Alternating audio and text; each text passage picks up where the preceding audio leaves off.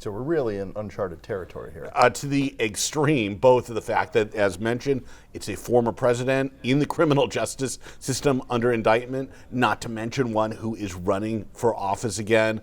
And I think it's fair to say the most polarizing president in modern times, if not ever, where this kind of thing just reinforces how people feel about it. Welcome to The Debrief, where we talk to the Washington Examiner's top journalists about the headlines they're covering this week and where the story's going next. I'm Jim Antle. I'm joined today by magazine managing editor David Mark. David, we saw a remarkable thing this week. Former President Donald Trump, the first president ever to be indicted, that is an incumbent or a former president, facing criminal charges in New York. Pretty much for anybody else, we'd be talking about when they're going to suspend their campaign. And that's not even really in the conversation with Trump at this point. No, if anything, this is probably rocket fuel for his campaign. There's every reason to think this probably helps his campaign. Trump, of course, was the first Republican candidate to jump into the presidential race. He's trying to become only the second president to come back to the White House after being out for a term for 4 years. So this probably helps him with supporters. They say, yeah, it's the liberal media, it's the whole system, judicial system, it's all pinged against him. I think that something that also helps Trump is the next big court date isn't until December 4th. Right. Almost 8 months away, and importantly, right before the primaries and caucuses start. So that may be another reminder to Republican voters, just at the right time, what he's up against, right or wrong, fair or not.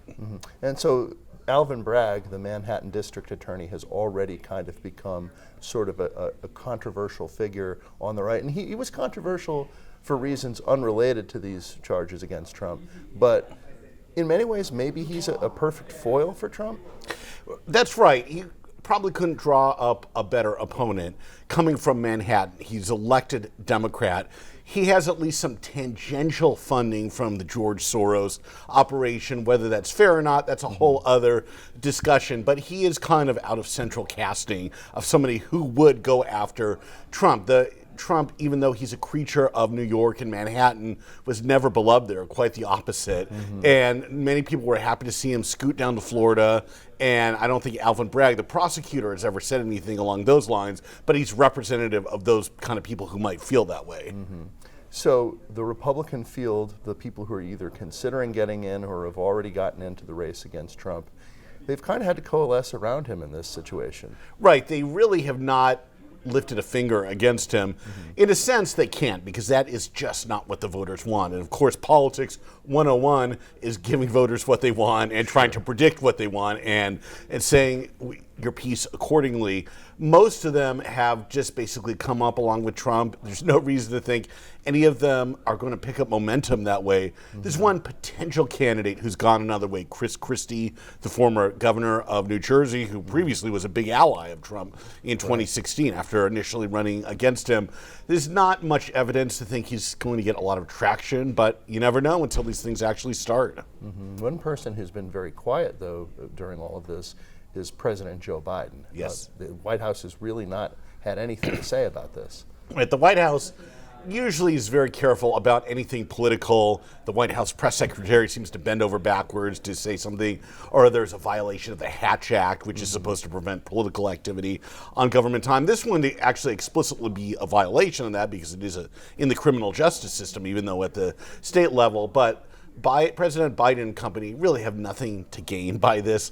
Democrats who are watching this probably feel pretty strongly about it already. It might look like he's using the advantages of his incumbent office to try and kick his predecessor and, most importantly, likely rival for the 2024 nomination. So I think Biden will just try and brush this off as long as he possibly can. Right. I mean, because a big thing that Trump is making central to his argument is that this is a form of election interference.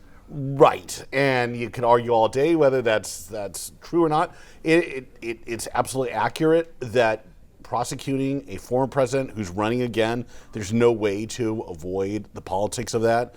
Democrats would have a different view on it, but Biden and really his allies have nothing to say. I think they also want to see what other court cases emerge against him, and I wouldn't be shocked if there's federal charges or something like that, they speak up more, whether it's on January 6th or something related. But at this point, that's all speculation because nothing's actually been prosecuted or happened. So we're really in uncharted territory here. To the extreme, both of the fact that, as mentioned, it's a former president in the criminal justice system under indictment, not to mention one who is running for office again.